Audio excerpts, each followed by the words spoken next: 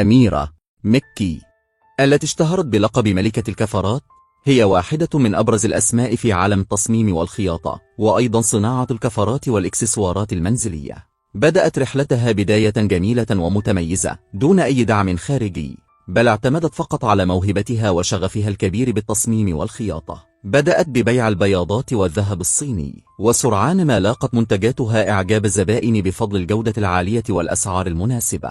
ومع مرور الوقت زاد الإقبال على الكفرات التي كانت تبيعها، وكانت تستوردها في البداية، لكن مع ارتفاع أسعارها قررت أن تخوض تجربة تصنيعها بنفسها. لم تكن مجرد خطوة لتقليل التكاليف فقط، بل كانت بداية لمرحلة جديدة من التميز، حيث استطاعت أن تقوم بتقديم كفرات بتصميمات فريدة وجودة أفضل وأسعار في متناول الجميع.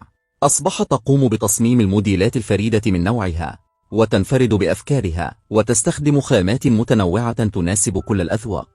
لدى أميرة خبرة تمتد لأكثر من 10 سنوات في مجال الخياطة والتفصيل والإكسسوارات، الأمر الذي مكنها من التوسع والدخول إلى مجالات متعددة مثل القماش والكفرات والستائر.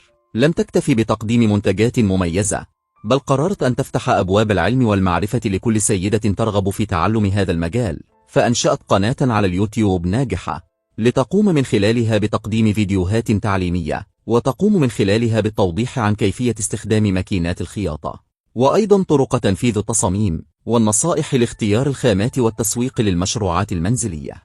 فهي تدرك جيدا قدرة المرأة على النجاح، وتسعى دائما لدعم المرأة وتوفير الخامات اللازمة لها، وتشجعها على بدء مشروعها الخاص، بل وتساعدها في التسويق أيضا.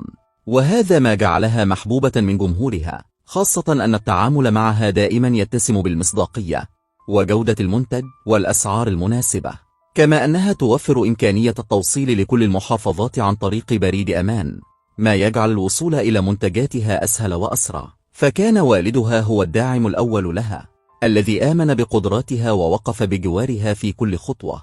بدعمه وتشجيعه استطاعت أن تصل إلى ما هي عليه اليوم، وتصبح نموذجا يحتذى به في الإرادة والعمل. فهي ليست مجرد مصممة أو صاحبة مشروع، بل هي قصة نجاح ملهمة تظهر كيف يمكن للإبداع والإصرار أن يصنعوا فارقا حقيقيا. بالتوفيق. كان معكم مصطفى إسماعيل من برنامجكم تاريخ وحكاية، كل يوم شخصية جديدة وناجحة في مجالها.